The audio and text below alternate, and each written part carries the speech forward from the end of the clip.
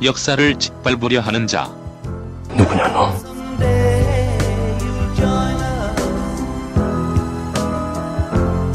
진짜 역사, 가짜 역사. 진짜 역사 가짜 역사 최순실 특집 세 번째 순서 함께 하실 심쿵쌤. 안녕하세요. 심용환입니다. 예. 그 다음에 미국 순회 공연을 마치고 막 돌아온 그랬군요. 예. 최강욱입니다. 부럽습니다. 예. 나도 데려가지. 미국 가니까 난리가 났어. 우리가 영어 못한다고. 아 근데 교포들 입장에서는 정말 예. 좋을 것 같아요. 진짜. 그럼요. 좋아하죠. 네. 그렇게 만나고 하는 거 경험을. 우리도 이제 그거 많이 배워요. 왜냐하면 교포들이 여기 국내에 있는 분들은 정보에 노출돼 있잖아요. 네네. 실질적으로 진보 보수 문제, 이 국가 미래에 대한 아젠다 이런 거에 대해서 무척 고민이 깊어요. 그렇죠. 수준이 높고. 아니 그러니까 네. 뭐 전 세계 49곳인가 뭐 이런 데서 막 그 퇴진 집회도 하고 막 그렇죠. 그러잖아요. 38개 지역 무슨 48 지난번에 우리가 광고했었잖아요. 네네. 그 전 세계 행동. 네. 그 원조가 뭔지 모르죠. 네. 그 전 세계 도시에서 동시다발로 하는 그 원조가 있었어요. 뭐예요? 2012년 제가 구속됐을 때 나라 정봉주 전 세계 동시다발 시위. 아 그런 게 아, 있었군요. 그게 네. 최초예요. 네. 실제로. 아 그런 게 있었어요? 그러면 나라 정봉주 뭐 멜버른 어디에서 해갖고 다 사진 인증샷 올려놓고. 아 그랬어요? 예. 몰랐어요. 그때 경험으로 이걸 하는 거죠. 우리 이번에 미주 공연 주도한 사람이 LA에 계시는 린다 린데 그분이 첫 데모한 게 2012년 나라 정봉주 시위. 그때 그러면서 낚여갖고 지금까지 미주 LA 그때부터 시민사회운동사에서 가장 강력한 레디칼한 천사가 된 거야. 그뭐 예, 소송도 하시고 막 그 당하시고 막 그럼요. 그쵸? LA 교민들이 많이 사시기도 하지만 거기가 또 에리카 김이나 김경준이가 LA에 있었기 때문에 그렇죠. 그 양반들이 이보라. 알아요, 걔들을 그 사람들을. 아 그리고 이명박이가 거기 왔다 갔다 한 걸 다 알아. 아 현지에서 봤구나. LA 다 교민 본 사회의 거야. 전설의 천재 가족 에리카, 김경준, 이보라. 셋 다 IQ 150 넘는 되는 거 아니에요? 예. 그리고 너무 자기들끼리 잘나고 자기들끼리 똘똘 뭉쳐서 나쁜 짓 하다가 당한 거지. 응? 쥐새끼한테. 우리는 MB를 좀 구속시켰으면 좋겠어. 아 이제 그렇게 가야죠. 예. 제일 초조한 게 지금 MB일 걸? 박근혜를 구속해놓고 나서 불어라. 네 걸 좀 줄이려면 그럼 예. 다 불 거야 이명박이. 그렇지. 2012년 9월 2일 날 둘이 예. 무슨 얘기했냐? 예. 둘이 100분간 독대했잖아요. 그러고 나서부터 2012년 9월 초서부터 국정원 대선 댓글 개입, 사이버 사령부 댓글이 비약적으로 늘어나기 시작해요. 그게 9월 초입니다. 그래서 제가 보기엔 그때는 내 국정원 대선 준비됐으니까 BBK 까지 마라, 나 치지 마라. 난 이렇게만 추정하고 있었던 거예요. 그렇죠. 지나서 봤더니 그때 이명박이 추정컨대 네. 최순실 건을 깐 거예요. 카드를. 당신도 흠이 있으니 BBK로 나 치지 마라. 그래서 둘이 그때 타협을. 타협이 이루어진 것 아닐까. 왜냐하면요, 제가 그 2012년 징역을 살고 나왔는데 새누리당에서 상당히 위력한 그 정치인을 만났고 내가 사석에서 몇 번 얘기했잖아요. 이제 박근혜 대통령 이명박 치겠지. 그러니까 네. 못 쳐요. 왜 못 칩니까? 그랬더니 자기는 뭐 문제 없는 줄 아세요? 그래서 난 그때 문제가 국정원 댓글 개입 문제, 사이버 사령부 댓글 개입 문제, 부정선거의 증후군들 예. 이것 때문에 못 칠 줄 알았더니 그때 이미 이 새누리당 분들은 최순실 건을 알고 있었던 거예요. 이처럼 심각한 문제가 있는데 어떻게 하겠냐. 그땐 최순실보다 최태민이었죠. 최태민과의 박근혜의 관계. 그리고 그 밑에서 호가호위하고 있는 이 그 비호 세력들. 최순실의 존재. 이런 걸 알고 있었던 것 같아요. 그렇죠. 그러니까 정말 나쁜 놈들 국민을 정말 호구로 본 거야. 호구로 본 거예요. 그 바보 하나 올려놓고 우리가 계속 해먹으면 나라 장악할 수 있다 이런 거잖아. 그런 거예요. 진짜 바보 올려놓고 다 해먹은 거야. 해먹을 때 그 양반은 들어와서 드라마 보고 있으면서 길라임 하지오는 언제 만날까? 현빈은 언제 만날까? 그 누군가가 저 SNS에 그런 글을 올리셨던데 자기 아는 분이 청와대 청소하시는 분인데 자기는 박근혜보다는 이명박이를 존경한다. 그래서 왜 그러냐고 물어봤대. 그랬더니 이명박이는 출근을 정말 일찍 한다. 예. 그 자식은 맨날 새벽에 사람들 출근시켜가지고 원성을 샀잖아요. 근데 박근혜는 출근을 안 한다. 그 양반이 그 얘기를 한 사람이 있대. 이명박의 비밀 알려주세요. 네? 비밀 알려드릴까요? 예, 뭔데요? 7시에 출근해요. 예. 9시, 10시까지 엄청 자. 조져요. 어. 그다음에 뭐 일이 있다 그러면서 없어져. 예. 같이 제가 하는 거예요. 추적컨대 그때 가갖고 그때부터 한 2시까지 자. 개고기 먹고 자는 거구나 그때. 제가 그 얘기하지 않았나요? 테니스 치러 다니는 거? 예. 아 그럼 테니스는 유명하잖아요. 아니 그거 테니스를 치러 다니는데 네. 그거 이제 뭐냐면 그 국내 그 뭐죠 에어포스 원이라고 하나요? 그 공군 비행기를 예. 이용해서 맨날 그걸로 이제 전국을 이렇게 다니면서 비행기 타고 테니스. 다녔어요? 그게 그 제 제자 한 명이 예. 이제 공군 그 에어포스원 병사였어요. 근데 걔 선임병들이 걔는 그 박근혜 얘기를 대통령이었는데 내려온 유명한 얘기. 그러니까 그냥 이명박 때는 그 에어포스원 담당 그 공군 애들이 너무너무 힘든 거예요. 왜냐면 뻑하면 와서 이렇게 양쪽에 가방을 들고 이렇게 테니스 라켓 들어가 있는 그거를 막 들고 오면 이제 검은차 배 때 오면 사람들 우르르 가서 예. 그걸로 전국을 돌면서 테니스를 치는. 근데 걔가 되게 재수가 좋은 게 자기도 이제 고생을 할 거라 생각했는데 걔는 박근혜 대통령 때거든요. 아. 박근혜 대통령은 헬기를 좋아한다. 면전까지 헬기가 와서 이렇게 가는 걸 좋아한다고. 뒤로 앉아 성향이 다르다고. 그 유명한 뭐 이런. 근데 이제 내가 청와대 들어가면 네. 청와대 직원들 다 죽었어. 밤에 안 자고 돌아다니잖아요. 청와대 들어가시려고요? 아니 들어가 청와대 뭘? 이리 들어가든 저리 들어가든 안 자고 밤에 돌아다니면서 새벽 3시에 깨워갖고 진짜 힘들 거야. 그리고 성형외과 의사를 할 모양이다. 이제 청와대 청와대 들어가. 의사가 되고 청와대 청와대 들어서 들어가서. 아무나 쿡쿡 놔주는 거야 그냥. 이리 와요 그러고 쿡쿡 온 직원들 다 프로포폴을 놔주는 거야. 일단 많이는 먹겠다. 일단 많이는 먹겠다. 자 오늘 금요일이죠. 2016년 12월 9일 박근혜 탄핵 국회 표결이 진행되는 이 역사적인 날. 저는 이 상황을 오후 5시서부터 7시까지 TBS TV 정봉주의 품격시대 특집을 통해서 2시간 동안 생방송으로 진행합니다. 시청하시는 방법은요. 핸드폰에서 TBS 앱을 다운받으시거나 TBS 홈페이지에 들어가시면 시청하실 수 있습니다. 그리고 국민 총궐기 촛불 집회가 열리는 10일 토요일이죠. 광화문 세종문화회관 옆 집회 현장에서 역시 TBS TV를 통해 생중계로 진행합니다. 2차례에 걸쳐서 진행하는데요. 오후 4시부터 6시까지 그리고 저녁 7시 30분서부터 9시까지 3시간 30분 동안 진행합니다. 많은 시청 바라고요. 광화문 현장에서도 방송을 공개적으로 진행하니까 시민 발언대 등 함께 참여할 수 있습니다.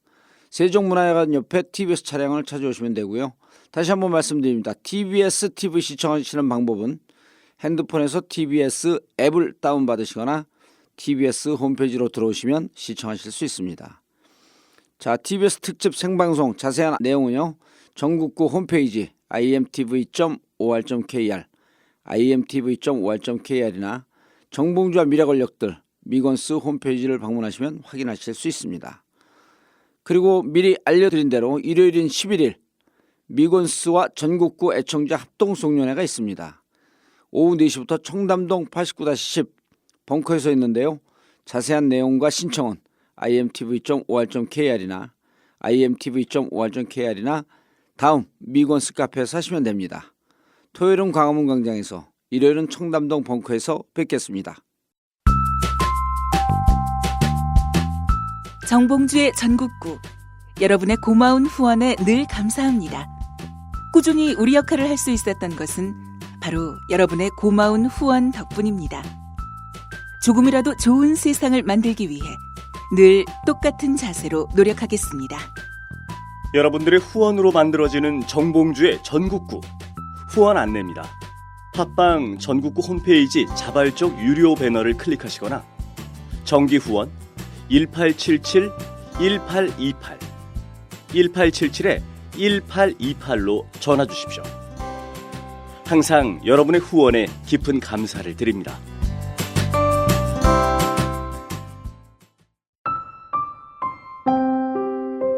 세월호 참사 벌써 잊으려 하는 것은 아니시죠? 이 죄 없는 어린 생명들의 죽음 앞에서 아무것도 해결해 놓은 것이 없는 우리는 모두 죄인된 마음입니다. 유가족들은 절망을 넘어 참담합니다. 이 가족들의 곁을 함께 지키겠다는 작은 다짐, 세월호 가족 지킴이. 여러분들의 따뜻한 정성과 후원으로 가족들은 많은 힘을 얻고 있습니다. 마지막까지 가족들의 손을 잡아주겠습니다. 인터넷 검색창에 세월호 가족 지킴이를 검색하세요. 여러분 한 분 한 분의 고마운 후원과 관심으로 가족들이 힘을 받고 있습니다. 세월호 가족 지킴이.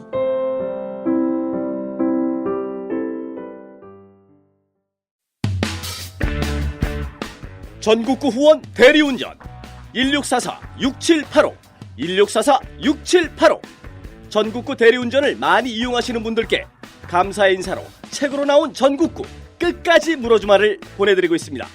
정치는 개판이고 경기가 많이 어렵더라도 술 너무 많이 드시지 마시고요. 딱 한 잔이라도 하시게 되면 꼭 전국구 대리운전을 이용해 주세요. 전국구 후원 대리운전 1644-6785 1644-6785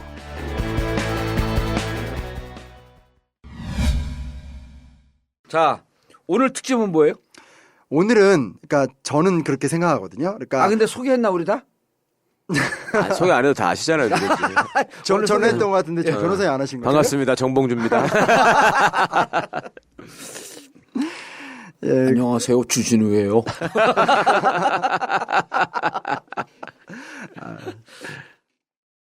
그러니까 이제 지난 시간에는 사실은 우리 역사의 옛날 이야기를 통해서 혼군에 의한 혼돈의 시대에 대한 얘기를 했다라면 네. 저는 시민혁명 단계로 가야 된다고 생각하거든요. 그러니까 저는 이제 현실 정치는 당연히 도사님이나 변호사님에 비해서 거의 모르고 예. 또 모르고 살아왔고 다만 저는 역사를 전공했고 역사 속에서 어떻게 하면 혁명이 성공했는가는 알거든요. 아, 네. 그래서 지금 촛불을 든 우리 각성된 예. 성숙한 이 시민들이 시민혁명으로 나가자. 네. 라고 하는 것을 선동하고 감옥 가려고. 역사에 이런 것들이 있으니 잘 성찰해 보시고 여러분들 마음대로 결정하십시오. 내 얘기를 참고해서 알아서 결정하세요. 그러니까 이제 그거잖아요. 100만이 나오고 뭐 300만이 나오고 이런 여파고 예. 또 저도 이제 거길 많이 나가봐서 알지만 이게 단순하게 최순실에 대한 분노도 있지만 너무나 많은 게 쌓여 있잖아요. 세월호 그렇죠. 문제부터 시작해서 예. 뭐 너무나 많은 문제들이 있고 그것들에 대한 변화의 열망이 너무 강한 것 같아요. 본인이 반성의 의미로 나오는 사람들도 꽤 많더라고요. 아 맞아요. 그렇죠. 예. 예. 거기 나와가지고 내가 평생 박근혜만 찍었는데 이런 노인 양반들 많이 오셨잖아요. 많이 왔어요. 맞아요. 예. 그리고 그렇게 못하더라도 예를 들면 저는 이제 가까운 인척 중에서 얘기를 안 하세요. 그러니까 이제는 제가 방에서나 이렇게 가족들 앞에서 대놓고 이렇게 막 얘기하는 거죠. 지금 이게 근데 저항하던 그런 어르신들이 꼬리지 내려요. 얘기 못해요. 그래서 우리 엄마는 저한테 야 아빠가 아무 말 안 하니까 야 아빠 앞에서는 도발하지 마. 그래서 제가 이제 이번 주말에 또 애들 손주 아빠는 아직도 1번이에요? 아니까 너무 힘드신 거예요. 예. 그러니까 인정하는데 그러니까 자기 어떻게 보면 존재감에 이제 그렇지. 존재 위기가 오니까 정말 저만 만나면 저랑 너무 성향이 다르신데도 정치 얘기밖에 안 하시는 어렸을 때부터 정치 얘기를 그렇게 좋아하시는 분인데 정치 얘기를 한마디를 안 하세요. 너무 힘드니까. 예, 그게 느껴져요. 그래서 이렇게 저도 이제 막 뉴스를 보고 싶잖아요. 요즘엔 일요일에도 막 정보가 올라오니까 보다가 아빠 오면 자꾸 채널 돌리고 이렇게. 난 요즘 불쌍해. 영화 제작자. 영화 제작자들은 너무 불쌍해 죽겠어. 영화가 안 팔린대잖아. 단박에 한국서 안 팔리는 건 그래요. 그래도. 저희는 그래도 꾸준히 나갑니다. 근데 아무튼 너무 지금 모든 문화 상품이 지금 심각한. 아니 그런 게 아니라 제 친구 옷가게도 안 되고요. 그러니까요. 예, 이게 너무 소비 심리가 너무 위축이 근데 돼서. 재밌는 얘기 해줘요? 풍성교 신도들은 여전히 꾹쭉 죽는다. 그거는 이제 외면할 수 없는. 아니 왜냐하면 스트레스 때문에 머리가 더 빠진대. 그 문자를 무척 많이 와요. 그래서 봉도사님 실제 머리 나요? 그래서 특수 아니 특수. 그래서 머리 나요. 그래서 나죠. 그래요? 나 계속 무시했었는데요. 요즘 스트레스 때문에 더 빠져요. 그 티가 막 나나 보네. 본인이 스트레스 받으면. 무시하고 있다가 진짜 막 계속 빠지잖아요. 머리가 빠지는 분들 스트레스 엄청 받죠. 머리가 났다고 아무리 얘기를 해도 영 믿음이 가질 않습니다. 그런데 또 속았다 하는 심정으로 다시 시작해 보십시오. 하루 5,000원, 커피 한 잔 값으로 딱 3개월만 지나보면 눈앞에서 기적이 일어납니다. 궁금하신가요? 다음 카페에서 풍성교를 검색하세요. 그리고 내년 1월 15일까지 자신의 변화하는 모습의 사진을 열심히 올리거나 댓글 달기 등 풍성교 카페 활동을 열심히 하시는 분들 4명 추첨해서 베트남 다낭 에어텔 여행권을 드립니다.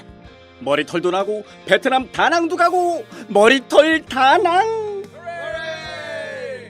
자세한 내용은 다음 카페 풍성교를 참고하세요. 저는 이제 택시를 가끔 타잖아요. 예. 근데 지난번 한번 택시를 탔는데 우리 집사람이 차를 갖고 나고 택시 탔는데 한 70 가까이 된 분인데 딱 탔는데 어디 갑시다 그러고 이제 요즘 카톡 택시가 많으니까 뭐 택시를 탔는데 그러는 거예요. 죄송합니다. 1번 박근혜 찍었습니다. 묻지도 않았는데.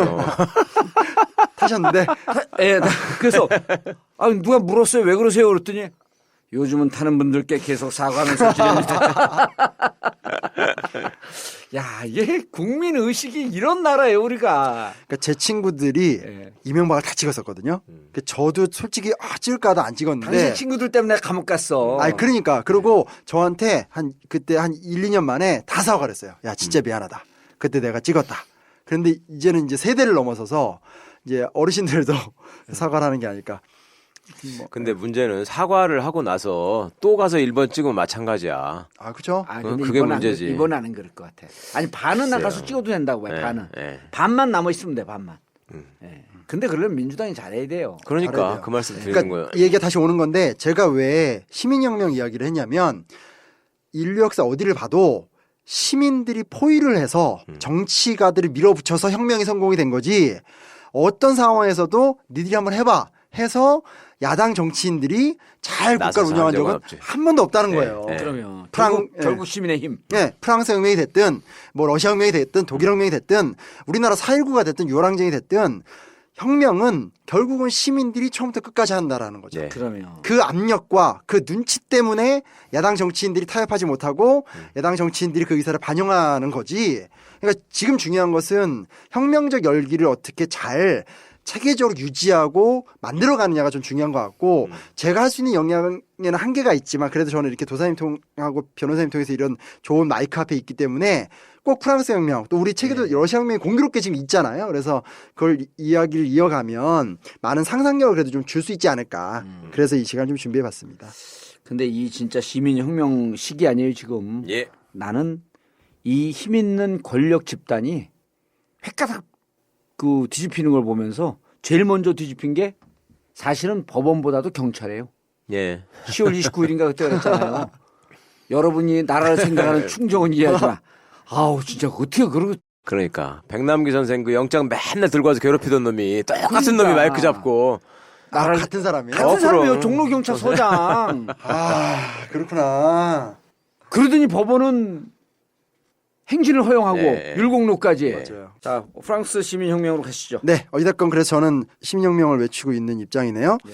네, 그 프랑스 혁명, 면회는 제가 가겠습니다. 전 역사 이야기를 하고 있는 거고요. 예. 프랑스 혁명사에 대해서 한번 알아보도록 하겠습니다.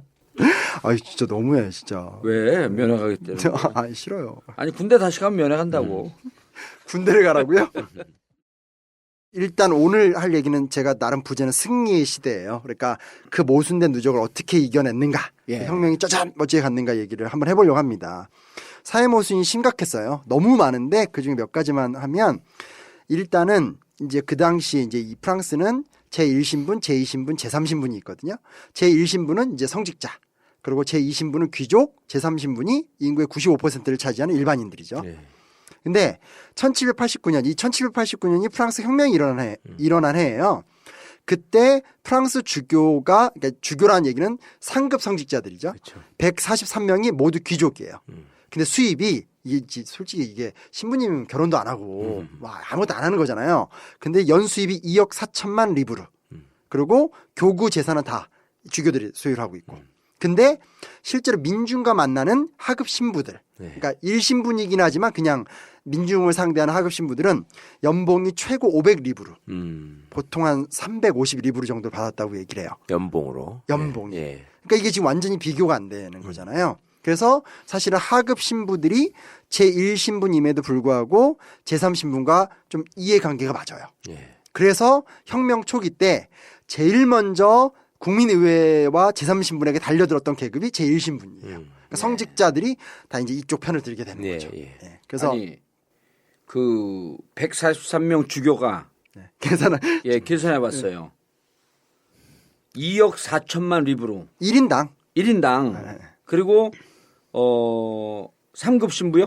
그러니까 그냥 하급 하급 일반 신부들은 신부들 500 리브로. 예, 그 정도. 그러면은 주교 143명 모두 귀족인데 이분들 수입이 하급 신부의 몇 배인지 알아요? 몇 배예요? 48만 배.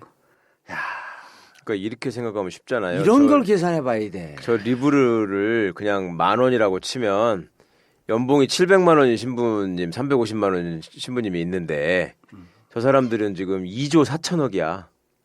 그렇죠. 2조 4천억. 그렇게 하면 너무 연봉이. 헷갈리고 연봉이 500 연봉이. 연봉이 500원인 사람이 있는데 귀족들은 2억 4천만 원이에요. 그러니까 연봉이 500원이라니까 너무 현실감이 없잖아요. 연봉이 500만 원인데 쟤들은 연봉이 2조 4천억짜리 연봉을 가진 애들이 있는 거야. 야, 최순실은 최순실. 최순실이야. 아니 48만 배야. 아, 그러니 혁명이 안 일어날 수가 있냐고. 그러니까요. 예? 그리고 이 당시에 귀족 가문이 한 942개 정도 있었대요. 네. 근데 보통 이제 이 봉건 수입은 이제 자기의 영지에서 나오는 수입을 얘기해요. 네. 다들 귀족들은 영지를 갖고 있고 영지에서 농민들을 통해서 이제 이렇게 뜯어내는 게 있잖아요. 네. 그걸 빼고 이 귀족들이 관료가 되면 월급이 3,300만 리브르, 연금이 2,800만 리브르. 근데 더 웃긴 게 뭐냐? 그럼에도 불구하고 이 귀족들은 만성적인 빚에 시달렸대요. 예. 그래서 루이 16세의 사촌, 이 당시 왕이죠. 오를레앙 공은 나중에 이제 이 사람 루이 필리프는 왕이 되는 사람인데 7,400만 리브르의 빚, 아우프로방스 백작과 아르투아 백작도 각각 1,000만 리브르의 빚을 지고 있었대요. 그러니까 그 정도로 귀족들이 사치스럽고 네. 돈을 많이 쓰고 이 전체 인구에서 이 귀족이 이 당시 한 25만 명 정도 된다고 해요. 이 당시 프랑스 인구 한 2천만 할 때거든요. 예. 그러니까 굉장히 심각한 사회 모순이 너무너무 심각한 상태였던 예. 거죠. 그 돈 갖고 성 짓고 막 이러다가 이제 다 쓴 거지. 그 안에다가 금은보화 채우고 이러니까. 그렇죠. 자기들 사찰하라고 다 쓴 거 아니에요? 네, 사찰하라고. 경쟁적으로 사치하느라고. 그러니까. 그렇다고 해서 이 귀족들이 뭐 생산적인 사업에 투자라고 이런 것도 아닐 텐데. 그렇죠. 아. 그리고 정치적으로 되게 문제가 많았던 게 이게 중앙행정 조직이 정교하지 못해요. 왜냐하면 이게 대부분 이때가 루이 16세 때인데 루이 14세 때 만들었던 걸 그대로 쓰고 있어요. 그래서 재상을 비롯해서 6명의 핵심 대신들이 있는데 업무가 정확하게 나눠져 있질 않대요. 그럼 무슨 문제가 발생하냐? 6명끼리 맨날 싸우는 거예요. 네. 그러니까 엄청난 궁중암투. 이 항상 있는. 그리고 지방행정 조직은 진짜 엉망.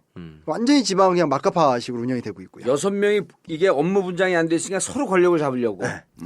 서로 돈 많은데 뜯어 먹으려고. 그렇죠. 그거죠 핵심은. 네. 또 왕의 눈에 띄어서 헤드가 되려고 하고. 예. 돈 많은 부처에만 가려고. 그렇죠. 예. 근데 이게 이제 외부적인 사회적 기대가 점점 커지는 게 이제 아주 대비가 되는 건데 마치 이제 우리나라도 지금 시민들의 수준이 너무 올라갔다라는 게 이제 큰 힘이 되는 것처럼 영국 혁명에 이어서 미국도 이쯤에 이제 독립혁명을 성공을 시켜요. 네. 그리고 로크가 저항권 사상 같은 것들을 발전시키고 이때는 이제 기독교 국가니까 성경을 어떻게 해석하냐가 중요한 문제인데 이때는 왕권 신수설이라고 아담의 후손을 왕으로 봤거든요.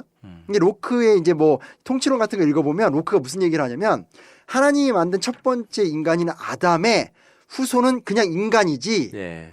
왕이 아니라는 거예요. 그걸 막 논증을 해요. 그러니까 지금 우리와는 조금 상관이 없지만 이 당시 아주 혁명적 세계관의 변화를 막 이뤄내는 거죠. 네. 그 아담이 모든 인간을 상징한다. 하나님은 모든 사람에게 권력을 줬다. 이런 주장을 하고 그게 미국에서 이미 독립이 일어나는 거죠. 그리고 프랑스에서 계몽주의가 막 유행을 합니다. 볼테르는 되게 유명하죠. 네. 이 사람은 사실은 현재 남겨져 있는 책은 별로 없는데 그 당시 어쨌든 굉장히 신랄한 어떤 논평가 비평가, 사회적인 어떤 뭐 이런 모습을 담당했고요. 예. 요즘 그 뭐 품격 시대 이런 것처럼. 그리고 몽테스큐에는 삼권 분립 같은 것들을 최초로 제시한 법사상가. 또 루소는 일반 의지라고 이 사람은 작은 단위의 민주주의를 되게 선호했대요. 그래서 어떻게 보면 약간 사회주의에도 영향을 줬던. 그리고 디디로나 달랑베르 같은 사람들은 백과사전 같은 거 만들면서 이제 계몽의 구체적인 것들을 다 만들어가죠. 이러면서 사회는 점점 심각해지는데 사람들의 생각은 점점 바뀌어가고 있는 네. 아주 그 극단적인 이중성을 좀 띠고 있는 상황이다라고 좀 볼 수 있습니다. 그러니까 경제적으로는 굉장히 힘들지만 지식이 조금씩 들어오면서 눈을 뜨게 된 거죠. 사회 현실에 대해서. 그렇죠. 네. 네. 그리고 이제 혁명 이게 배경이고요. 이제 본격적으로 이제 문제가 되는데 이제 소위 이게 이제 뭐 혁명 배우면 항상 나오는 게 구체제의 모순 이런 얘기 많이 하잖아요. 예. 그게 뭐냐면 일단 루이 14세 이후 재정 적자가 너무 심해요. 계속 쌓여와요. 근데 이제 뭐냐면 그 루이 16세 때인데 이때가 루이 16세가 즉위할 때 빚이 국가 빚이 15억 리브르니까 이거 굉장히 많은 거였거든요. 근데 루이 16세가 왕이 된 다음에는 혁명 직전에 1789년이니까 한 15년 정도 지났는데 빚이 45억 리브르까지 올라요. 그러니까 굉장히 국가 운영을 못한 거죠. 3배가 뛴 거네. 네네, 3배가 뛴 거죠. 예. 그래서 일단은 루이 14세 이후 쌓여온 재정 질서가 되게 심했고 또 그다음 뭐냐면 낭트 칙령이라고 이 여기 프랑스가 카톨릭 국가잖아요. 예. 옛날에 앙리 4세가 개신교들도 이렇게 종교 개혁하는 애들도 신앙을 허락해 줬거든요. 그거를 루이 14세가 낭트 칙령을 철폐시켜요. 그래서 소위 말하는 이 깔뱅파 그러니까 이제 개신교도들이었던 위그노들이 있는데 그들이 망명을 하는데 얘네가 무려 6만 명이 망명을 해요. 근데 6만 명이 다 직업이 다 상공업자들이에요. 그러니까 프랑스가 영국한테 계속 지는 게 이유가 있어요. 여러 이유가 있지만 그 중에 하나는 뭐냐면 프랑스는 왕이 너무 자기의 절대군주를 치장하기 위해 돈을 많이 쓰고 네. 이런 정책을 통해서 국가 내에 있는 유능한 상공업자들을 다 쫓아내는 예. 이게 되게 문제가 되는 거죠. 그리고 미국 독립혁명을 지원해주죠. 돈도 없는데 미국의 독립을 지원해주면 이제 영국이 피해를 본다. 예, 영국 미우니까 이제 지원해주는 거죠. 그래서 이때 이걸로만 썼던 돈이 20억 리브로. 굉장히 심한 거죠. 그리고 또 뭐가 있냐면 이게 이렇게만 보면 나라가 개판인데 되게 웃긴 게 프랑스 왕가가 되게 오래 갔잖아요. 한 1000년 예. 이상 가니까 귀족들이 두 종류로 쪼개져요. 그 부르봉 왕조를 말하는 거죠. 네. 예. 그래서 왕이 있고 왕을 모시는 귀족들이 있는데 귀족들이 대검 귀족과 법복 귀족으로 쪼개지는데 예, 이게 뭐냐면 맞아. 대검 귀족은 옛날부터 귀족인 애들. 그러니까 이제 대검. 그렇죠. 칼 차고 있는 칼 차고 있는 중세 때부터 귀족. 법복 귀족은 나중에 똑똑해서 신흥 귀족들. 신흥 귀족. 네. 근데 옷을 다르게 입었대요. 그래서 대검 귀족은 언제나 검은색 옷을 입어야 되고 법복 귀족은 붉은 관복을 입어야 되는. 예. 그러면서 대검 귀족과 법복 귀족 간의 사이도 되게 나쁜 거죠. 이 뭐라고 해야 되나 육두품하고 뭐 지배층의 분열인데. 분열이 나고. 그리고 이제 어찌됐건 신분은 좀 떨어지지만 신흥 계급들이 계속 성장해 오면서 네. 사회적 목소리를 내고 신분은 떨어지지만 똑똑한 사람들이 많이 늘어나고 이런 식으로 점점 사회적 모순이 좀 심각해지게 되는 거죠. 이게 구조적인 얘기들이고요. 요 다음 얘기부터가 이제 봉도사님 좋아하는 얘기들이 됩니다. 이런 모든 악조건이 갖춰진 상태에서 루이 16세가 즉위를 해요. 사실은 이분은 왕이 되고 싶은 생각이 없었어요. 왜냐면 왕이 계승자가 아니었어요. 근데 아빠가 일찍 죽고 형이 죽었어요. 그래서 어쩔 수 없이 왕이 됐던 사람이에요. 근데 혹시 그 사진 변호사님 보신 적 있죠? 그림 혹시 보신 적 있어요? 루이 16세. 네. 예. 되게 되게 인물이 없잖아요. 정말 자식 멍청하게 생겼지 보면. 한 방에 진짜. 날려버리면. 근데 이게 왜 외모도 멍청하게 생겼어요. 가발 쓰고 나름 엄청 옷 멋있게 입고 있는데 진짜 멍청하게 생겼어 보면. 예. 한번 찾아보세요. 진짜 장난 아니에요. 그래서 근데 이 사람이 외모만 못생긴 게 아니라 인격도 되게 네. 그래서 되게 소심하고 이 사람의 취미라는 게 당시 귀족들이 전혀 안 누리던 황당한 짓을 많이 해요. 네. 뭘 하냐? 철공소를 만들어서 혼자 가서 거기서 열쇠를 만들고 있어요. 이거 완전 귀족들이 하는 행동이 아니거든요. 네. 예. 그래서 이 사람이 되게 좋아하는 게 비 오는 날 비를 맞으면서 쇠 달군 걸 끌어서 빵빵 치는 거 이런 거 좋아하고 사냥을 좋아하는데 우리가 보통 생각하는 사냥은 막 사냥개 몰고 이렇게 막 멋진 포이전이잖아요. 그게 아니라 이게 만만한 데서 사슴과 1대1 이게 좀 혼자 이렇게 잡고 그래서 비 오는 날 자기가 잡은 사슴을 등에다 이렇게 들쳐업고 이게 막 돌아다니고 그러니까 이게 행동이 되게 또라이지. 예, 좀 특이한 또 비만이네. 그렇다니까요. 예? 살도 많이 쪘어요. 성관계를 두려워했어요. 아, 왜냐하면 비만 인 사람들의 특징이 이제 이렇게 숨어버리니까 살이 찌면서 점점 숨잖아요. 파묻혀서. 마리 앙뚜아네트랑 결혼을 했는데 예. 몇 달 동안 그 관계를 안 해요. 굉장히 그 부부간의 트러블도 심했어요. 예. 그래서 아무튼 너무 특이해서 이런 행동을 다른 귀족들이 이해를 못하고 엄마조차도 이해를 못했고요. 그리고 더 심각한 게 뭐냐? 회의를 하면 졸아요. 이거 되게 심각해요. 왜냐면 삼부회를 하고 혁명이 일어났고 나중에 가면 자기의 목숨이 경각에 달려 있는데도 거기서 몰라. 회의장에서 졸아요. 예. 아니 근데 지금 이렇게 보니까 인상은 네. 약간 그 새누리당 당대표하고 좀 비슷하네요. 양도 씌워놓으면. 아니 이건 눈이 풀려 있잖아요. 딱 이건 보면 항상. 이건 뭐 프로포폴 우유주사 맞은 거예요? 정말 멍청하게 생겼지 않아요? 초점이 없이 멍한 눈으로. 그 제가 뭐 외모나 이런 얘기를 별로 안 하는데 하여튼 아니 우리가 지금 이거 하는 건 외모 비하 발언이에요. 어쩔 것이오 근데. 근데 아니 이거 외모는 아니에요. 인상 비평이지. 멍청하게 생겼다는데. 그리고 지금 고 못생겼다고 한 게 아니잖아. 그 그림 보신 그림은 좀 잘 나온 그림이에요. 아 그래요? 네, 이거 말고 다른 거 있어요. 이거 진짜 진짜 사진이 아니에요 그림이에요? 예, 그림이에요, 그림. 아, 초상을 많이 이때가 그리니까. 1700년대인데 어떻게 사진이 있겠습니까, 도사님 그래요? 진짜. 네. 난 셀카로 찍은 건 줄 알았지. 그래서 하여튼 그 외모, 그러니까 외모보다 인격에 문제가 좀 있었다는 거고요. 근데 이제 갑자기 왕이 됐고 왕이 되니까 부담스러우니까 더 이런 짓을 많이 했어요. 그래서 스트레스 받으니까 자꾸 어디 가서 자꾸 철공질하고 사슴 잡아서 혼자 비만 뛰어다니고. 아 이거 사슴하고 이렇게 씨름하는 거예요? 아니, 그러니까 잡은 다음에 시체를 막 메고 다니고. 생각만 해도 너무 재밌겠어요. 아니, 저도 책 읽다 너무 웃겨가지고 되게 특이해요 이분이. 아니 누가 루이 16세 이런데 개콘 이런 데서 예. 코미디 빅리그 이런 데서 이거 주제라면 재밌겠다. 루이 16세. 너무 또라이 같아 재미없지 않을까? 완전히 황당해요. 아니 지나가는 사람 사슴 옷을 입고 가는 사람 너 사슴이지 딱 잡아갖고 이렇게 메고 다니고 막 그러는 거야. 그럼 말이 앙뚜아네트 옆에 있어서 왜 사슴을 잡아요? 소를 잡으시죠? 그러고. 그렇죠. 그러니까 그랬으니 사실은 이게 빚이 그렇게 재위집권 기간 동안 3배가 될 수밖에 없죠. 네. 그리고 이제 아내 마리 앙뚜아네트 워낙 유명합니다. 근데 마리 앙뚜아네트는 오스트리아의 공주예요. 그리고 그의 엄마는 마리아 테레지아라고 오스트리아의 유명한 절대군주예요. 근데 이 여자는 평생을 사실은 오스트리아의 궁정에서만 지냈던 사람이죠. 그래서 머릿속에도 백마탄 왕자랑 결혼할 줄 알았대요. 마리 앙뚜아네트가 입장에서. 네, 스스로 생각할 때. 진짜 멋진 왕자를 궁에서 생각했죠. 계속 있었던 사람과 청와대에서 계속 있었던 사람의 의식 수준이 비슷하지 않을까? 그 이제 마리 앙뚜아네트는 사실 좀 똘똘했다고 그러잖아요. 엄마도 똘똘한 사람이고. 그러니까 이제 저런 바보랑 결혼할 줄 몰랐던 거지. 아 똘똘했었어요? 네. 그 되게 총명하고 네, 좋게 네. 보는 사람들도 많아요. 네.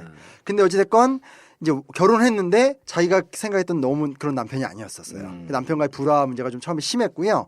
문제 뭐냐면 이 여자가 이걸 두 가지를 푸는데 하나는 계속 노름을 해요. 도박을 해요. 스트레스를.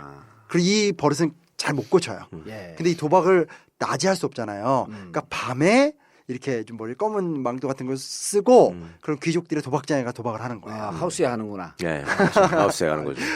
전문 용어가 갑자기 예, 도박을 해요. 예. 그래서 이게 나중에 가면 세상에서 마리 앙뚜아네트만큼 그러니까 이 춘화, 그러니까 음란하게 그림을 막 그려서 욕을 하는 걸 당한 여자가 없어요. 그러니까 마리 앙뚜아네트와 관련된 정말 추잡한 그림이 많은데 실제로는 밤에 계속 도박을 하러 가는 건데 여자가 밤에 나가서 뭘 하냐 하면서 계속 이제 마리 앙뚜아네트를 요녀로 특히 처음에는 왕에 대한 충성심이 있기 때문에 국가가 안 돌아가면 이건 루이 16세 탓이 아니라 마리 앙뚜아네트 탓이라는 거죠. 이제 그렇게 가면서 마리 앙뚜아네트를 되게 욕을 많이 하는데 아주 음란한 그림들이 많아요. 그리고 또 하나는 마리 앙뚜아네트가 노름을 굉장히 많이 했고요. 사실은 바람도 많이 폈어요. 네. 백작들도 많이 만났고 예. 그 좀 남자 관계가 썩 좋진 않아요. 잘 나가던 애가 남편이 저런데 예. 그러지 않겠어. 그래도 저 좀 호빠를 갖거나 그러진 않았을 거예요. 그러니까 그런 그 당시에 호빠 이상의 추문들이 많았어요. 뭐 성관계도 그 그림을 보면 여기서 차마 말로 할 수 없는 온갖 변태적인 거로 나오는데 하여튼 현재 아니 학자 그 심쿵 쌤이 보기에 변태적인 거, 우리가 보기엔 일상적인 거. 네. 레벨이 틀리잖아. 그렇죠. 거긴 분명히 저희가 차이가 있다고 생각을 하고요. 근데 아무튼 그거가 이제 실제로 그렇게 많이 했다기보다는 네. 노름을 많이 했고 좀 바람을 좀 폈다 정도로 많이 보고 있어요. 알겠습니다. 나중에 망명할 때도 자기 바람핀 백작 통해서 망명 시도하고 막 그래요. 네. 막 비 오는데 사슴 메고 들어오고 그러면 얼마나 싫겠어요. 그 싫지. 또 피가 뚝뚝 떨어질 거 아니야. 그러니까 그 사슴이. 돼지 같은 게 또 파묻혀 있어가지고 찾을 수도 없고 막 이러면 얼마나 힘들겠어. 그러니까 그런데 또 몸에 좋다고 사슴핀 또 엄청 먹었을 거 아니야. 내가 오늘 얘기 잘못 꺼낸 것 같다. 자, 사슴피 먹고 그다음에 멍청한 그 대신들로 넘어가기 전에 광고 듣고 넘어가겠습니다.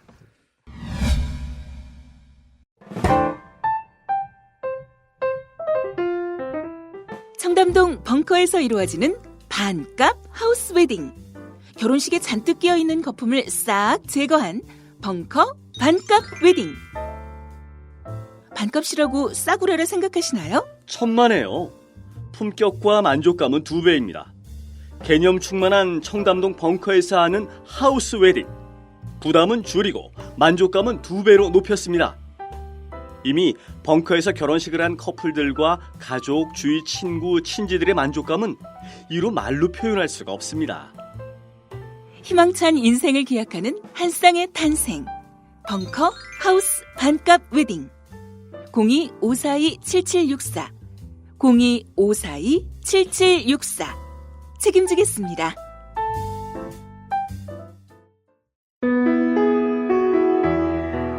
경제가 점점 더 어려워지면서 꽃 쓸 일도 많이 사라지고 있습니다. 하지만 입력해두시고 반드시 필요할 때 이용해보세요. 좋은 사람과 플라워 1566-3528 1566-3528 전국 1,500개 작은 영세꽃집들이 전국구와 함께 뭉쳤습니다. 국가조차 포기한 서민들의 삶 손잡고 극복하겠습니다.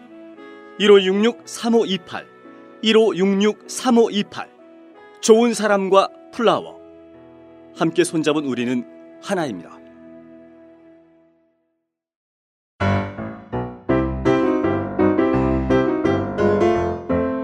영부인 김치에서 김장김치를 판매합니다.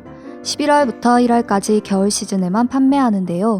김장김치에는 일반 김치와 달리 양념에 추가로 생굴, 밤, 청각, 참깨 등이 들어갑니다. 양념에 청각이 들어가 숙성될수록 시원한 맛을 내며 표고버섯 가루와 다시마 육수로 감칠맛을 더했습니다. 물론 자신의 입맛에 따라 재료를 선택할 수도 있습니다. 전북 진안고원에서 생산된 100% 국내산 최고급 재료로만 담근 영부인 김장김치 지금 주문하세요. 전화 02948-1519 02948-1519 영부인 김치 홈페이지 그리고 imtb.or.kr imtb.or.kr 마켓에서도 구매하실 수 있습니다. 영부인 김장김치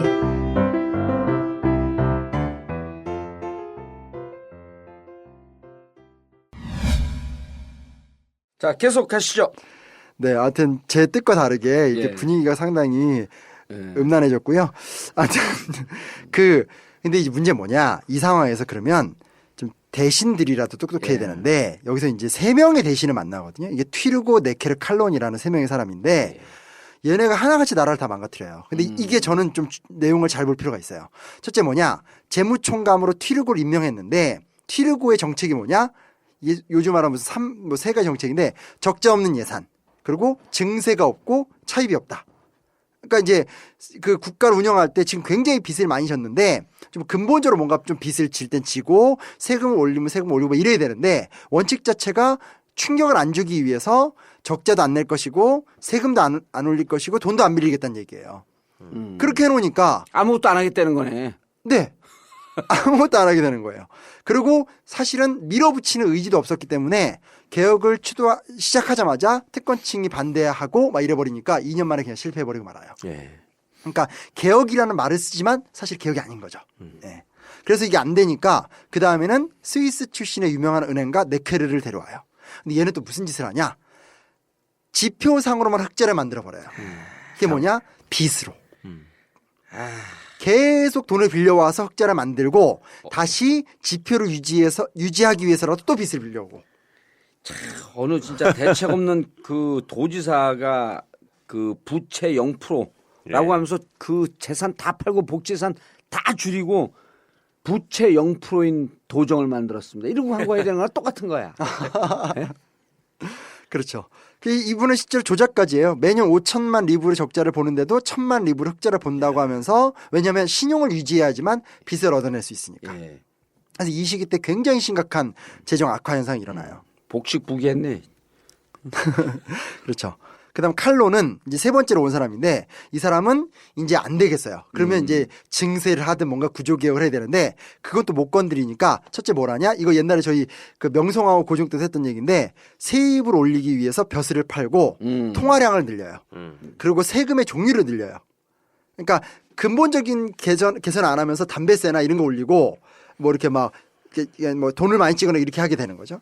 그래서 사실은 문제의 본질은 왕과 귀족의 엄청난 사치와 낭비 같은 것들인데 그런 것들을 하나도 건드리지 않는. 그러면서 국가를 15년간 운영하면서 이제 정말 통제 불가능한 수준까지 나라를 망가뜨리게 되는 거죠. 그래서 어쩔 수 없이 사실은 루이 16세는 삼부회를 소집하게 된 거거든요. 예. 근데 이때도 사실 루이 16세는 삼부회를 소집할 생각이 없었어요. 근데 이게 또 어떻게 소집이 됐냐? 칼론의 개혁을 루이 16세가 후원을 하니까 당시 귀족들이 이거 루이 16세 얘가 우리를 건드리려고 하네? 안 되겠다. 삼부회를 열어서 루이 16세를 확실히 휘어잡자 해서 사실은 삼부회를 열자고 한 거예요. 지금 멍청한 대통령 놓고 그냥 나머지 그 이 정부 관료들이 자기들 권력 유지하려고 그냥 아둥바둥 하는 거나 똑같은 모습이야. 그렇죠. 거기 나라에 멍들든 말든 일단 눈 가리고 아웅 해놓고 뒷구멍으로 다 빼먹고 그렇게 한 거잖아요. 그러니까요. 그러니까 우리가 지금 뭐 최순실 게이트 때문에 너무 심각하지만 사실은 지금 지난 9년간 우리나라가 얼마큼 경제적으로 망가졌는가 이런 문제들에 대해서 정말 마음을 많이 모아야 될 것 같고요. 난 이번에 리더십 제대로 세우면요. 9년 동안 망가뜨려도 니들이 망가뜨리려면 망가뜨려라. 국민들을 위대해서 난 일어날 것 같아. 진짜 이번에 촛불 보면서 난 역대 이렇게 감동적인 게 우리는 이거 40년 동안 대모한 거 아니에요. 그렇죠. 오랫동안 보셨는데. 그럼요. 완벽한 거야. 이 정도 완벽한 국민이 전 세계에 없어. 내 외신들이 놀라고 막 흥분할 만해요 보면. 진짜 87년 6월 때하고 너무 분위기가 달라요, 그죠? 예. 그때는 정말 어떠셨어요? 저는 그때 아직 너무 어릴 때여서 87년은 이 그 저녁 오후가 되면 이제 넥타이 부대들이 나오잖아요. 내려오고, 네. 그러면 걔들이 지랄탄을 쏘고 그때는 전선이에요, 전선. 싸움이 붙었거든. 근데 지금은 그래갖고 제일 앞에 우리가 맨날 화염병 들고 왼손에 화염병 오른쪽에 돌 들고 제일 앞에 있었다는 거 아니야. 생각해보면 80년대 남대문에서도 제일 앞에 서 있었어. 87년도도 제일 앞에 서 있었어. 근데 지금은 전선 개념이 없어졌잖아요. 지금 대립 개념이 없어진 거야. 그때는 막었거든요. 우린 뚫고. 지금 전선 개념이 없어졌잖아. 온 국민이 하나 됐는데. 그러니까 이게 정말 적폐에 일소할 수 있는 이런 역사적 시기에 들어온 것 같아. 그러니까 예. 진짜 친일파 때부터 쌓아놓은 사회적 모순 자체에 대해서 이제 근접할 수 있는 정말 중요한 기회가 온 것 같아서 그러니까 잘해야 아빠 되죠. 엄마가 애들한테 민주주의 현장을 보여주고 싶다고 하면서 같이 데리고 나오는 이 모습이 그러니까요. 30년 전에는 상상할 수 없는 일이지. 그렇죠. 그거는 그리고 그게 우리가 2008년 때도 나왔잖아요. 애들 데리고. 네. 그때 이명박 대통령 그게 1년 남겨뒀을 때면 그 쇠고기 수입할 때 그때 무너졌어요. 네. 그런데 그때 시작점 아니야. 네. 그러니까 그때는 어쩔 수 없었지. 그때도 다 데리고 가고 강원에서 잤잖아요. 저녁에. 여름에 5월달 6월달에. 그런데 지금은 나와 있는데 또 데모들도 영악하게 해요. 예. 평일은 집에 가서 다 쉬어. 그리고 기가 막히게 나오고 아니 일부만 해. 촛불이 꺼지지 않게. 제가 이렇게 생활하야에서 현수막 만들었잖아요. 예. 하루에 100장씩 팔려요. 사람들이 계속 현수막을 주문해서 다 자기 아파트에 다 걸어요. 오. 예, 그래서 보도도 많이 좀 됐고 짭짤한 거 이번에? 10원이라도 붙여야 되는데 원가만 받는 바람에. 네, 저는 원가만 받았고요. 예, 잘했어요. 네, 받았고 근데 차에 이거 스티커 붙이려고 그랬더니 그건 이견이 좀 있더라. 네. 집에 붙이는 건 그래도 얼굴 안 드러내는데 차는 그래서 자기 번호를 내놓고 하는 거기 때문에 아직은 거기에 좀 두려움이 있을 거라는 거야. 저한테 그래서 그 차량용 스티커 얘기도 막 요청이 왔는데 저도 좀 그런 고민이 들어서 그래서 그건 전 안 만들었는데 그래서 사람들이 진짜 능동적으로 별걸 다 해요. 진짜 일상 속에서 뭔가 해보려는 의지가 너무 귀중하죠. 그래서라도 정말 이 시민혁명 프랑스혁명이 중요합니다. 그래서 어찌됐건 이제 너무 나라가 이제 진짜 이제 막을 수 없는 진짜 이렇게 진짜 놔두는 게 무너져 버리는 상황이 되니까 어쩔 수 없이 3부에 열었어요. 근데 여기서도 루이 16세가 정말 빛나요. 행동을 정말 나쁘게 해요. 어떻게 하냐면 제3신분들을 너무 홀대해요. 그러니까 제3신분들도 제일 처음에 왔을 때 혁명을 꿈꾸진 않았겠죠. 그렇죠. 개혁을 꿈꿨겠죠. 왔는데 일단 옷 색깔도 1, 2신분은 황금색, 제3신분은 검은색. 1, 2신분들은 다 이렇게 만찬장에서 밥도 먹고 얘기도 나누고 이렇게 만나는데 예, 근데 제3신분은 본인은 앉아 있고 이 제3신분 이거 되게 많잖아요. 몇백 명이 넘는데 이 사람들이 다 서서 그냥 이렇게 쭉 인사하고 돌아가는. 예. 그러니까 너무 이제 완전히 심지어 3부회가 열리는 그날도 이제 귀족이나 제1, 2신분들은 정문으로 들어오고 제3신분은 좁은 뒷문으로 들어오게 하고. 그러니까 이게 이제 감정적으로 너무너무 화가 나는 거잖아요. 감정법을 건든 거네. 그렇죠. 국민 감정법을 건든 거죠. 감정법을 떠나서 이때도 영린을 건들기 일보 직전이었죠. 국민 영린을. 네네. 그리고 회의를 하는데 회의장에서 다 좋은 얘기밖에 안 해요.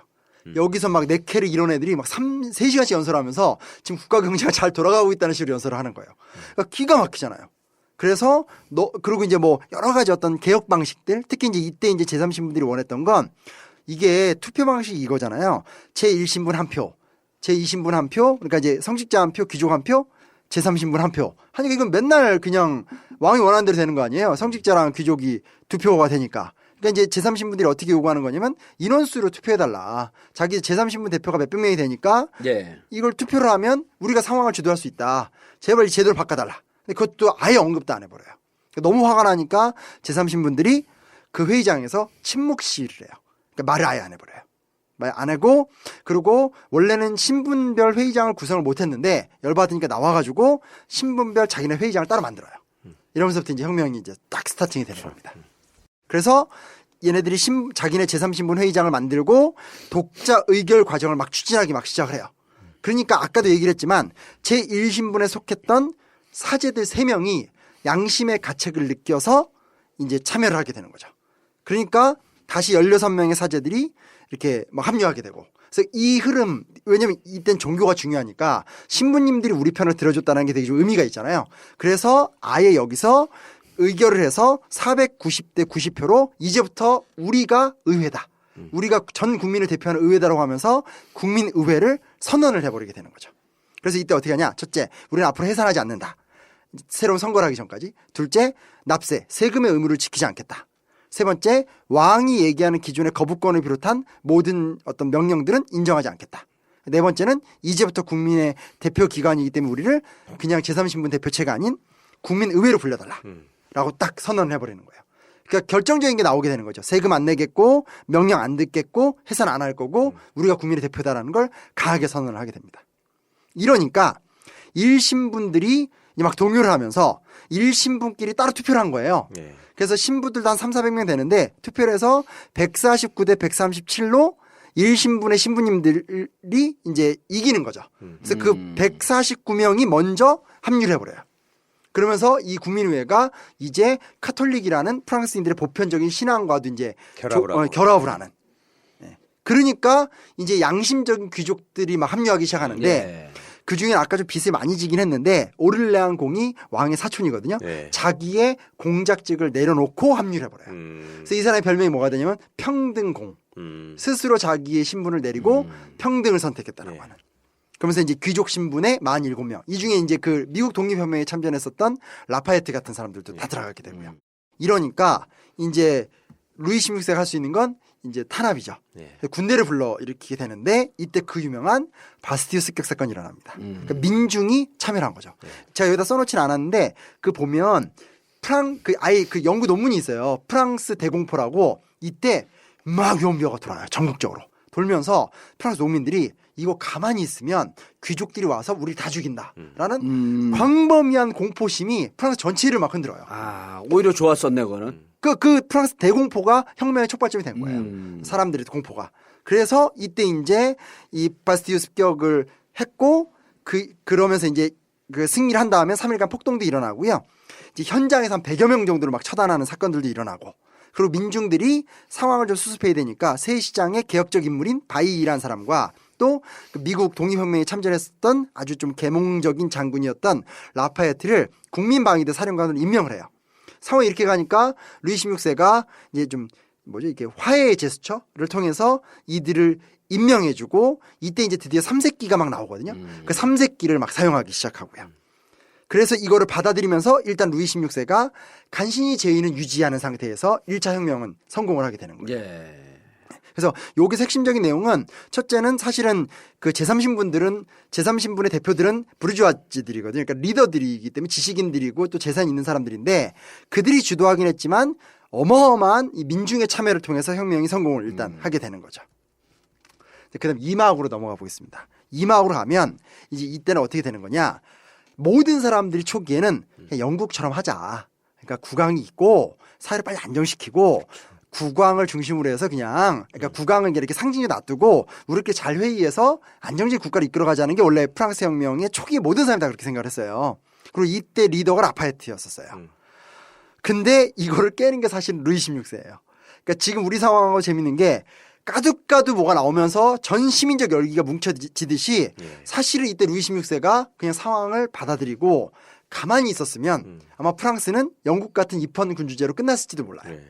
근데 루이 16세가 그러질 않는 거죠. 계속 뭔가 막 이렇게 바득바득 덤비는 거지. 네. 인정 못한다. 내가 왕이다. 똑같은 거죠. 하야못 그럼요. 탄핵을 시켜라 나를. 그렇죠. 자꾸 연락을 해서 네. 망명간 귀족들한테 군대를 모으게 시키고요. 자꾸 연락해서 사촌 동생이 군지관에 있으면 거기서 네. 군대를 데려오려고 하는 거를 네. 계속 시도하는데 바본 게 계속 걸려요. 음. 그러니까 이게 너무 스트레스가 되는 거예요. 그러니까 아니 뭐 바보예요. 박사 한번 출동하라고 했는데 그 돈 날아주는 거 사진 찍히고 뭐 이런 거 똑같은 똑같은 거예요. 거지. 그러니까 지금 아니 귀족들한테 군인 모으라는 게 이게 박사모거든요. 네. 계속 걸리는 게 돈 나눠주는 거 아니야. 아니 그렇지 7시간 동안 집무했다 그러는데 의사 나오고. 그렇죠. 진짜 우리 영화를 볼 수가 없어. 아 지금 좀 봐야 될 게 너무 많아요. 이게 저기 막 이렇게 뉴스 뭐 인터넷 단박에 한국산 그래도 봐주세요. 뭐냐? 그래서 이 상태에서 이제 국민의회가 개혁을 하게 되면서 그 유명한 인권선언도 발표가 되는데 사실은 인권선언 이게 고등학생도 이제는 그러니까 이게 진짜 교육 수준이 올라간 게 고등학생들 세계사 공부에도 뭘 배우냐면 인권선언의 17조 조항을 배워요. 이거 무조건 수능에 나오거든요. 그게 뭐냐면 인권선언이 앞에 좋은 말만 쭉 나오잖아요. 모든 인간의 자유와 평등을 얘기하지만 17조를 보면 소유권은 신성하다. 이게 무슨 얘기냐면 야 신분제는 무너뜨렸지만 우리의 경제적 위계관계는 유지시키고 싶어. 이 부르주아지들의 권리를 이익을 대변하는 조항이거든요. 이게 현재 고등학생들이 이걸 배워요. 세계사 애들이 공부를 좀 많이 안 해서 그렇긴 한데 하여튼 그래서 이런 좀 앞으로 이제 이후 역사가 좀 보이는 거죠. 이렇게 어떤 가진 자와 못 가진 자의 싸움이 이제 또 시작이 됐어요. 신분을 자본이 대체하는 게 시작되는 거지 이제. 그렇죠. 네. 신분이 자본을 대체하는. 그리고 이제 뭐 봉건적인 어떤 유산들을 다 개혁을 하는데 돈으로. 그러니까 옛날에 영주 땅이었던 거를 농민 땅으로 만들어 주지만 돈 내고 해라라든지 다 좀 경제적으로 이렇게 하는 거죠.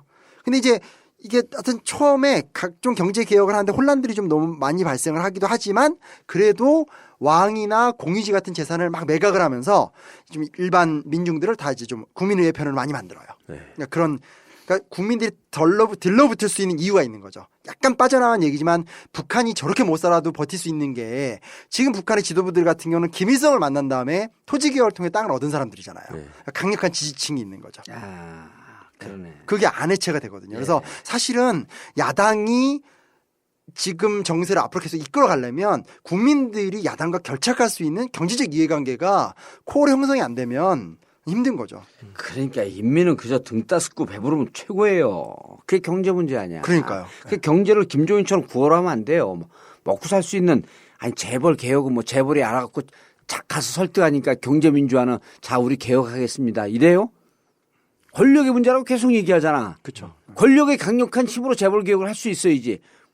아니 예를 들어 그 최변 재벌이야. 예. 경제민주화 합시다. 그럼 네 반갑습니다. 재벌 경제민주화 합시다. 이러나요?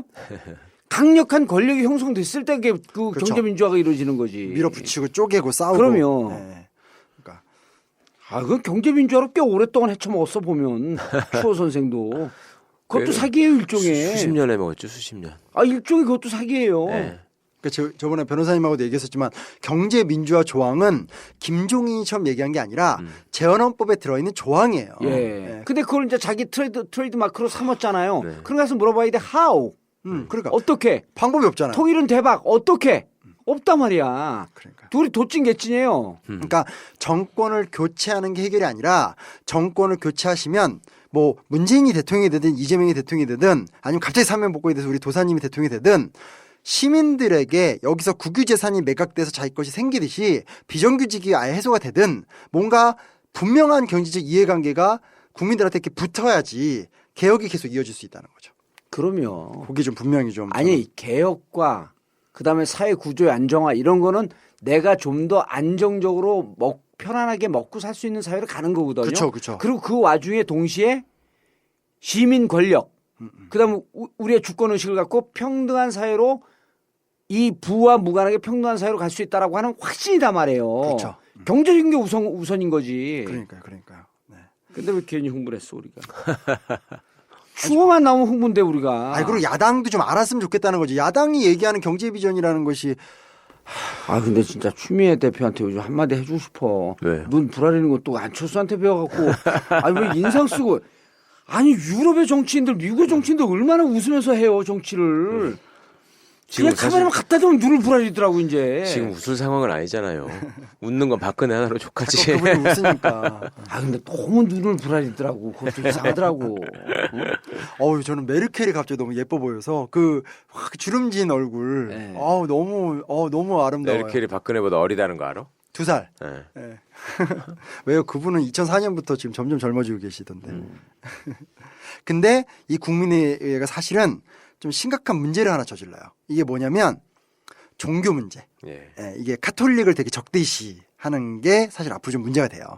왜냐하면 성직자들에게 헌장 준수 서약 의무 규정 강요. 이게 무슨 얘기냐면요. 쉽게 말하면 국민의회가 법을 만들었으니까 그 법을 준수한다고 서약을 해야지만 종교 활동을 할 수 있다는 전제를 둬요.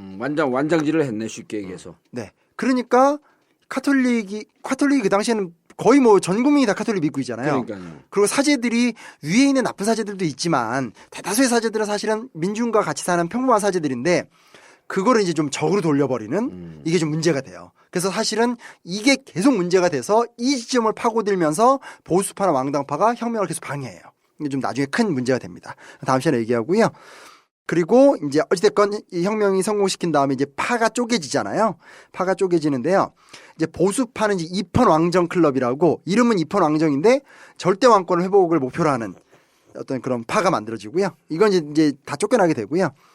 1789년 협회라고 라파에트가 주도하는 온건파 그리고 헌법의 법이라는 자코뱅 아주 좀 혁명적이고 전국적인 조직을 가진 분파들. 그러니까 쉽게 말하면 극우파와 이제 온건파와 좀 좌파 이렇게 세 파로 딱 분열이 됩니다. 분열이 되고 이때부터 이건 되게 중요한 조항인데 인권선언 11조에 언론 출판의 자유가 이게 딱 통과가 돼요. 네. 그래서 시작하자마자 140개의 일간지가 발간되고 혁명파 코르딜리에 클럽에서 나오는 주장들이 다 이렇게 세상에 알려지고 뭐 마라, 당통, 데물랭, 에베르 같은 유명한 인물들이 활약하는데 특히 마라는 급진파 농객으로 아주 유명했던 인물이에요. 네, 그래서 이런 사람들이 활약을 하면서 계속 이제 그 혁명의 열기를 계속 유지하는. 야 혁명의 시기에 팟캐스트가 특수를 맞이하는 거나 똑같네. 그렇죠. 요즘으로 보면 딱 그거예요. 예. 뭐 JTBC가 뜬다라든지 뭐 이런. 네.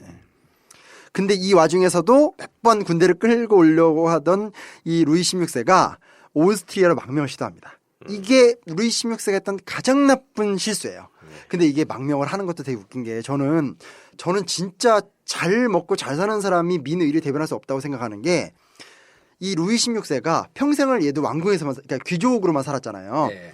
탈출을 하면 어떻게 해야 되겠어요? 이렇게 다 이렇게 숨기고 신분을 위장하고 날쌘 말 같은 데 얹어서 빨리 도망가야 되잖아요. 근데 도망가는 날 똑같은 마차, 궁정 마차를 대동하고 거기다가 와인 2박스 뭐 이렇게 평소에 외출할 때 노는 걸 다 싣고 거기서 옷 다 깔끔하게 입고 아침 일찍은 갔어요. 근데 평균 속도가 16km. 도망가는 게 아니라 행차하는 걸로 한 거지 얘는. 그렇게 개념이 없으니. 그래가지고 오스트리아랑 가까운 국경선에 한 20km 전에 그 마리앙따네트랑 바람핀 그 백작이 대기를 하다가 막 이제 시간이 안 맞으니까 막 자요. 그러다 막 안본 맞고 너무 천천히 가니까 이제 이쪽에서 이미 아침에 가보니까 왕이 없잖아요. 난리가 났고. 근데 충분히 탈출할 수 있는 시간을 이제 완전 낭비한 상태에서 국경선 근처에서 옛날에 이제 쉽게 말하면 왕의 근위대를 했던 어떤 평민이 저 왕의 마차인데 하고 가서 사람들을 불러서 그 마을 사람들 수천 명이 그 마차를 포위해요. 그게 잡혀온 거예요. 그러니까 이제는 이거는 이제 마을에서 자발적 촛불이 일어난 거네. 참 멍청이 좀 멍청하다 이건데. 박근혜 대통령 묘사하면서 네. 꽁이 대가리만 받고 있는 꼴이다 그러는데 네. 그게 제일 웃기더만. 딱 그거죠. 그렇죠. 예. 딱 그거죠. 아니 지금 얘는 똑같아. 너무 웃기잖아요. 그러니까 저도 근데 이걸 제가 옛날에 미국인가 프랑스에서 만든 영상이 있어요. 다큐멘터리 영상인데 진짜 따가닥 가면서 와인 마시고 딱 그 얘기 하려고 그랬는데 와인 한 잔 따라. 나 진짜 너무 그걸 보면서 웃겨가지고 목숨이 견고하게 달렸는데 근데 이게 문제 뭐냐면 이렇게 되면서 잡혀왔잖아요. 그러니까 그동안의 것들은 라파에트 같은 온건파들이 숨겨줄 수 있었는데 이제 숨길 수가 없는 거예요. 네. 모든 민중들이 루이 16세는 우리 편이 아니다 라는 걸 다 알아버린 거예요. 도망가다 잡혔으니까. 그러니까요. 그래서 이제 완전 혁명이 극단적이 되는 거죠. 극단적이 되는 거죠. 그래서 일단 헌법이 개정되면서요. 루이 16세 호칭이 어떻게 바뀌냐면요. 이것도 되게 중요합니다. 원래는 신의 은총에 의한 프랑스와 나바르의 왕 루이였어요. 나바르는 조금만 준데 근데 거기서 신의 은총과 국가의 헌법에 의한 프랑스 국민의 왕 루이로 바뀌어요. 그러니까 드디어 이제는 왕도 국가의 헌법에 의해서 된다. 이렇게 딱 규정을 했고요. 예. 일단 첫 번째 군사 통수권을 잃어요. 그리고 입법부와 행정부를 확실히 쪼개서 이게 국민의회의 국정 운영 방식인데요. 행정부 사람들이 입법부 의원이 못 되고요. 입법부 의원이 행정부에 들어가지 못해요. 그러니까 서로가 상호 견제를 할 수 있는 구조지 이게 왔다 갔다 하면서 지금부터도 났네. 네. 이렇게 뭐 왔다 갔다 하면서 왕이 가신이 될 수 있는 구조를 다 사전에 막아버립니다. 막아버리게 되고요. 그리고 이때 또 하나 재밌는 게 내각에서 일어나는 모든 회의를 다 의사록에 기록을 시켜요. 그래서 이제 기록을 잘 보관해서 누가 이 얘기를 했는지를 다 이렇게 정확하게 추적할 수 있는 구조도 이때 만들게 되는 거죠. 그리고 국왕의 거의 모든 권리는 의회 동의를 통해서 진행을 하게 다 만들어버린 겁니다. 그래서 이런 것들을 보면 혁명이 성공을 시켰고 그 다음에 그 혁명을 이어가기 위해서 아주 체계적인 제도적 질서를 만들기 위해서 정말 국민의회가 노력을 많이 했다는 거예요. 그러니까 우리도 사실은 촛불을 계속 100만씩 들 수는 없잖아요. 그렇다면 만약에 하야를 언제 하게 될지 모르지만 그때까지 시민들이 어떤 형태로든지 조직화가 되고 어떤 만들어가는 과정 그것들에 대한 준비가 되게 중요한 것 같아요. 그래서 뭐 도사님 많이 얘기하시는 유권자 단일 운동을 하든 뭐 아니면 지금 현재 퇴진과 탄핵 그 다음 단계가 되면 교체 그러면 그 다음에 이제 예를 들어서 야당에서 대통령 만들어놨다고 끝이 아니잖아요. 네. 그 대통령을 압박을 해야 되겠죠. 종합적으로 사회개혁을. 이제 국민의 힘이 무서운 줄 알아야 돼요. 그러니까요. 지금 탄생하는 대통령은 국민의 대통령이에요, 진짜. 진짜 예. 국민의 대통령. 그러니까 정치 공학에 의존해서 대강대강 엮는 것이 아니라 진짜 국민이 무서워서라도 아주 그냥 하나하나 다 뜯어고칠 수밖에 없는 그렇게 이제 사실은 몰고 가야 된다라는 거죠. 그러면 그러니까 야권 후보들의 단일화가 아니라 유권자들이 단일화해서 우리가 만들어 놓고 이 유권자 단일화한 힘은 흩어지지 않고 제대로 하는지 지켜보겠다. 그래서 이제 국민이 만든 대통령, 국민이 만든 지방자치 단체장, 국민이 만든 국회의원이라고 하는 이것을 각인시키는 시발점이 이번 촛불운동인 거죠. 그렇죠, 그렇죠. 그래서 이때 사실은 이러니까 이제 외국 군대가 쳐들어오려고 준비를 해요. 예. 왜냐면 이렇게 막 외국에 이제 국정이 혼란하니까. 예. 그런데 우리는 직접 내주잖아. 한일 군사정보 보호협정. 아 그러니까요. 나 진짜 일본 한일 군사정보 보호협정의 핵심은 일본 자유대 우리 지난번 전국교에서 얘기했지만 일본 자유대 한국 진출의 문을 열어놓은 거예요. 그러니까요. 예. 아니, 말도 안 되는 거죠. 정말 너무 말이 안 되는 거고.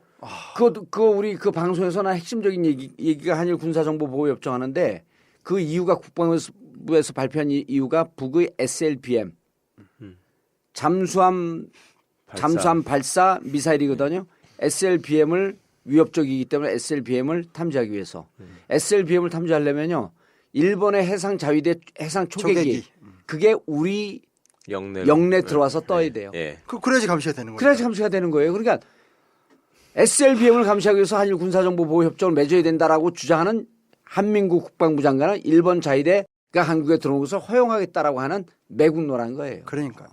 아니 이게 자꾸 박정희 얘기를 하는데 박정희 같은 나중에 우리가 저기 단박에 현대사 때 얘기하겠지만 네. 박정희 같은 경우는 한미 군사 동맹을 통해서 그 미일 동맹을 제끼고 싶어 했었어요. 그러니까 실제로 외교사를 보면 박정희 정권은 굉장히 다양한 부분에서 미국의 정책을 안 따르고 또 미국과 일본 사이를 이렇게 좀 이렇게 뚫면서 네. 자기 자리를 잡으려는 노력을 많이 해요. 돌고래 외교를 하려고 그랬던 거죠. 네. 네. 그렇다면 그 후회를 표방한다면 최소한 박정희 대통령 정도는 했어야 되는 거 아니에요. 이거는 말이 안 되는 얘기 아니에요. 지금 아니, 간단한 거 아니에요. 저거 그게 뭐예요? 국민 우리 뭐죠? 국민보험이 뭐예요, 그게? 국민건강보험. 국민건강보험. 네. 그거 아버지가 만들어 놓은 거 아니에요? 네. 그거 깨려고 그랬던 거 아니야? 그러니까요. 그리고 고교 평준화 아버지가 만들어 놓은 거 아니에요? 네. 그거 이미 다 깨버렸죠. 그러니까 아버지가 했던 거를 진짜 국민건강보험 세계 최강 아니에요, 이게? 예. 그다음에 결정적인 게 있지. 지네 아버지는 이승만을 정말 싫어하고 디스했었어. 책에다가도 쓰고. 그렇죠. 48년 예. 그거를 그냥 정부의 수립이라고 얘기했던 거 아니에요? 예. 컴백을 많이 하려고 그랬어요. 사실은 이승만이 막 들어오려고 네, 그랬죠. 들어오려고 그런 걸 계속 막았어요. 근데 왜 들어오냐고. 예. 아, 근데 하와이 그- 망명했다가. 예. 그걸 딸이 근데 막 그렇게 띄워놓네 지금. 띄우려고 이렇게 애를 쓰네. 진짜 기가 찬 거죠. 예. 아무튼 이때 이제 소위 말하는 외부적으로는 프로이센이나 오스트리아가 쳐들어오려고 하고 있었고 그리고 내부적으로는 사실은 반혁명이라고 그래서 귀족들이 어리버리한 농민들을 사주해서 막 그 무장 투쟁을 이제 막 좀 이렇게 시도하고 이런 것들이 있었거든요. 그때 이 국민의회가 뭐라고 하냐? 조국은 위기에 놓여 있다. 이게 되게 유명한 명제예요. 조국은 위기에 놓여 있다라고 하면서 삼색기를 들고 삼색기는 자유평등 박애고 쌍낄로띠라는 말이 있는데 쌍낄로띠가 뭐냐면 긴 바지를 바지. 입다는 뜻이거든요. 원래는 귀족 그 우리 옛날 그림 같은 거 보면 귀족들은 몸에 꼭 붙는 반바지를 입어요. 그게 퀼로트예요. 근데 그걸 안 입고 펑펑한 긴 바지를 입는 사람들 이게 민중이라는 뜻이거든요. 그래서 그런 상징 어구들인 거죠. 조국은 위기에 놓여 있다. 쌍클로트들이요. 뭐 이렇게 이제 하면서 사람들이 모여들어서 국민방위대가 만들어지고 그 국민방위대가 내란도 물리치고 외침도 물리치고 이러면서 혁명을 수호하는 거거든요. 그 상태에서 이게 오늘의 마지막 얘기입니다. 그 상태에서 이 정부가 두 가지 행정 조치를 내리는데 첫째는 뭐냐? 중앙집권 시스템을 잘 정비해요. 그 전까지는 제가 여기도 막 써놨지만 뭐 마이아주, 세네쇼세, 뭐 제네랄리테, 엘렉시온, 구베르니망, 프로방스 그러니까 막 도가 다 달라요. 근데 전국을 83개로 딱 쪼개서 일괄적으로 딱 세팅을 해서 국가 운영의 효율성을 기해요. 두 번째는 지방자치제를 확실하게 보증을 해주는데 꼬민이 아주 대표적입니다. 왜냐하면 꼬민은 한 군과 면 정도 사이에 되는 규모 같은데 2년간의 평의회가 운영되는데 의장과 동장을 직접 뽑아요. 주민들이. 그럼 이 사람들은 자기 지역에서 어떤 국민방위대로 들어가는 그러니까 국민방위대는 국군이거든요. 중앙군이나 아니면 자기 지역의 무장군을 동원하는 요구권을 갖고 있고요. 이 평의회는 해산이 불가능해요. 그러니까 쉽게 말하면 지방자치가 그냥 지방자치단체장 한 명한테 투표해서 그 사람이 알아서 하는 게 아니라 이 꼬민들을 보면 그 꼬민은 정말 그 지역의 주민들의 의견대로 운영할 수밖에 없어요. 그러니까 강력한 자치권의 힘을 갖고 있는 거죠. 그래서 공동체 성격을 또 강화하고. 네네. 그래서 중앙 권력도 아주 합리적으로 세팅이 되고 지방에서 이 꼬민들도 굉장한 자치권을 갖는 시스템으로 혁명이 좀 완결이 되는 1차적으로 그런 얘기들입니다. 그러니까 이제 대충 엎어버리는 데만 신경을 쓴 게 아니라 엎어버리고 난 뒤에 그 체계를 잡고 안정적 질서를 체계, 행정 질서. 질서를 다 생각해서 새로운 질서를 만들었다는 게 더 중요한 거죠. 저는 꼭 이 시점에서 우리 국민들이 어떤 분노와 의기 속에서 거리에 나오는 거 너무 중요하지만 다음 단계에 대한 자생적인 모색을 통해서 우리가 어떻게 이 전국을 끌어가고 그 다음 단계에서 우리가 어떤 정권 교체라고 그다음에 어떤 사회적 개혁을 요구할지에 대해서 우리 스스로 아젠다를 만들어가는 과정이 되게 중요한 것 같아요. 그럼요. 그래서 지금 촛불을 든 국민의 열기를 모아서 대의제도, 의회제도도 필요하지만 우리가 직접 감시하고 직접 후보를 만들어낼 수 있는 바꾸자 대한민국, 유권자 단일화 운동 이게 필요한 시점이니까 미리 예측하고 앞발을 내딛는 거 아니에요. 네네네. 진짜 역사, 가짜 역사 최순실 특집 촛불을 들면 반드시 우리는 성공합니다. 세 번째 편 마치겠습니다. 감사합니다. 감사합니다. You may say I'm a dreamer, but I'm not the only one. 역사를 짓밟으려 하는 자. Someday you'll join us. 진짜 역사, 가짜 역사.